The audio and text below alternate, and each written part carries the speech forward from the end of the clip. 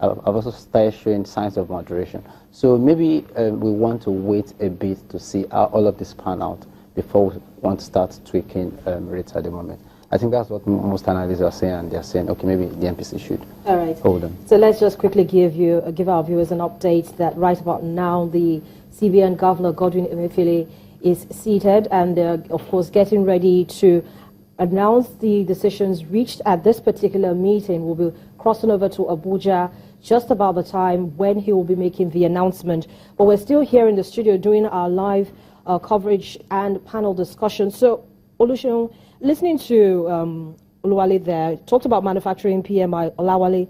So we have manufacturing PMI at 44.6, and we have, a sort of a moderation at the with regards to foreign exchange. Now, over the weekend, Nigeria's economic managers had a meeting in a bid to sort of harmonize policies. That's what the general consensus was. Now, do you think this suggests a stronger political will to tilt monetary authorities to toe an accommodative stance, bearing in mind the recently unveiled economic recovery growth plan? For me, I think at this point in time, like Wally mentioned, growth is germane to everybody. I mean, whichever way you look at it, if you look at what the Fed has done, increase their rate, that is pressure on us already. So if the only way to go for me right now is to focus on what will make the economy expand and make life better for manufacturers. Because again, if you look at it, before now, the major challenge has been dollar, dollar, dollar. Now there's a convergence. So if we can see improved convergence, as the convergence gets better and the arbitrage thins out, the manufacturers will begin to benefit from that. And then whether or not, for me, I don't see it like the federal government trying to pressure the CBN. I think it's just important. There's no other way to go than to align our view so that everybody can benefit from it. We can't continue to work across purpose. It will not get us anywhere. We've done this for 2 years, different people doing different things. And what has it brought us? So for me, the only way to go right now is to focus on growth. So, Oluseun, at least at this time, we know we have a little bit of a flexibility in the foreign exchange market. So, Ayodele, I'll come to you on this one. Are you expecting any more FX policy pronouncements? Do you think the ones already on ground, as announced by the Monetary Policy Authority, is okay? Still, they will have to adopt a wait-and-see approach to see how much liquidity is improved in the system. Yes, thank you. I think the policy the Central Bank has placed on ground in terms of managing the exchange rate challenge that we have faced in the last few years,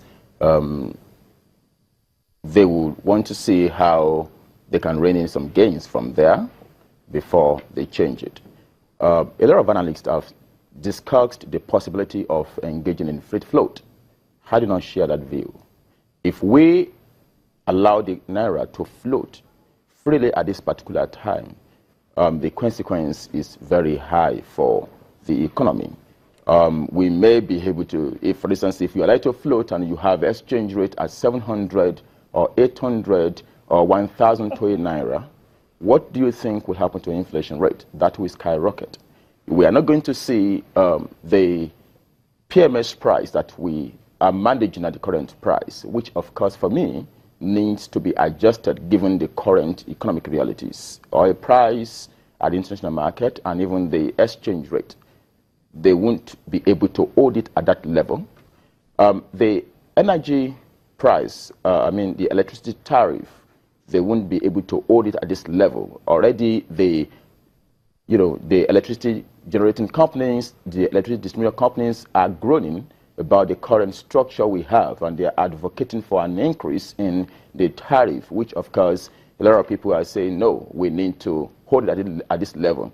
That also will not be able to, we cannot maintain it at this level if you allow it to float. So manufacturers also who depend on FX for important raw materials, they won't be able to. So essentially the economy will be under serious threat at free float. So the best I think they can do at the moment is continue to increase supply on account of the increase in external reserve that we have seen on the back of increase in oil price marginally from what it was last year, and also improvement in oil production.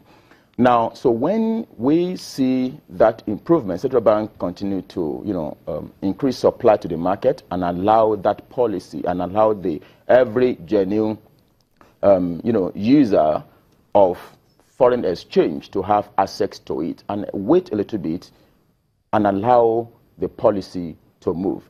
Then when we actually go into real diversification of our economy and we make our economy very competitive, we can then have a broad-based export that can increase the stock of foreign exchange in the market. And that's what I think we need to do at this particular time. All right, Ayode, let me quickly jump in here. Oluseun, talk to us a little bit more about this manufacturing purchase managers index, which was released by the CBN for the month of February. That came in at 44.6. Now, we know that a good reading is for 50 points, and so it's below 44.6. And taking a look at it, you realize that there weren't so many jobs created. According to the National Bureau of Statistics, unemployment for the fourth quarter of 2016. Okay, so we'll come back to that. But let's quickly go to Abuja, the nation's capital, where the central bank governor, Godwin Emefiele, has begun to read the communique of decisions reached at this year's meeting.